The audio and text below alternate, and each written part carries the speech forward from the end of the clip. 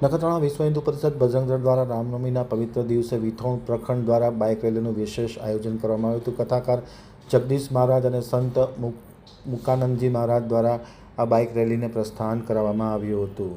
હવે જોઈએ નખત્રાણા આમતક ન્યૂઝ બ્યુરોનો એક વિસ્તૃત અહેવાલ. નખત્રાણા ખાતે વિશ્વ હિન્દુ પરિષદ બજરંગ દળ દ્વારા રામનવમીના પવિત્ર દિવસે વિથોણ પ્રખંડ દ્વારા બાઇક રેલીનું આયોજન કરવામાં આવ્યું હતું. ખાતે ભાગવત કથાકાર જગદીશ મહારાજ તથા સંત શ્રી મુકુંદાનંદજી મહારાજ દ્વારા બાઇક રેલીને પ્રસ્થાન કરવામાં આવ્યું હતું. બાઇક રેલી વિથોણથી ધાવડા, દેવપર, સાયરા યક્ષ, આણંદપર, પલીવાડ, મંજલ, રામનગરી, દેસલપર થઈ અને રામ મંદિર ખાતે સભા મંડપમાં આવી હતી.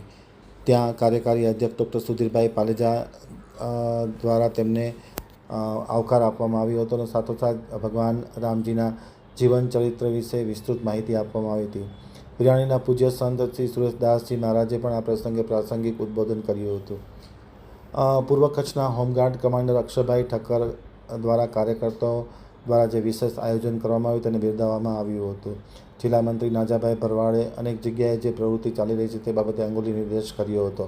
વિભાગ મંત્રી ચંદુભાઈ રાણીએ પણ કચ્છમાં વિશ્વ હિન્દુ પરિષદ દ્વારા એક સપ્તાહ સુધી રામ ઉત્સવ કાર્યક્રમનું વિવિધ જગ્યાએ ઉજવવાનું આયોજન કર્યું છે તેની રૂપરેખા આપી હતી. કાર્યક્રમમાં સુરેશદાસજી મહારાજ, જગદીશ મહારાજ, મુકુંદાનંદજી મહારાજ, દિનેશભાઈ ગજ્જર, અક્ષયભાઈ ઠક્કર, દિનેશભાઈ જોશી સાથે મોટી સંખ્યામાં લોકો ઉપસ્થિત રહ્યા હતા. મહાપ્રસાદનું આયોજન ઉમિયાધામ વાંડાઈ દ્વારા કરવામાં આવ્યું હતું. કાર્યક્રમનું સંચાલન કિશોરભાઈ છાભૈયા દ્વારા કરવામાં આવ્યું હતું અને આભાર દર્શન સંદીપ મોરેસિયા દ્વારા કરવામાં આવ્યું હતું એમ ડૉક્ટર કૃષ્ણકાંત પંડ્યાએ આમતક ટીવીની સાથેની વાતચીતમાં માહિતી આપતા જણાવ્યું હતું.